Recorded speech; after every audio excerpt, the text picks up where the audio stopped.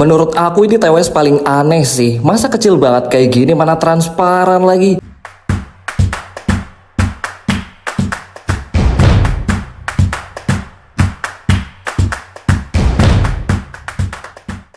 Tapi jangan salah loh guys sama fiturnya. Aku kasih tahu nih guys, Monster Airmars XKT13 yang jadi salah satu TWS favorit banget. Desainnya semi in-ear yang kecil, jadi nyaman dipakai, nggak nusuk telinga, enak pokoknya. Kamu harus cobain. Udah disupport dua mode musik sama mode gaming. Suaranya udah surround stereo dan bassnya mantep walaupun di volume paling kencang. Buat gaming udah low latency, ditambah bluetoothnya udah versi 5.3, jadi bakal minim delay banget, cocok buat kamu yang suka main game. Udah anti-air juga nih guys, jadi kalau hujan atau kecipratan air bakal aman ya. Desainnya cakep, fiturnya mantap. Check out sekarang di keranjang kiri bawah, masih ada diskon gede loh guys.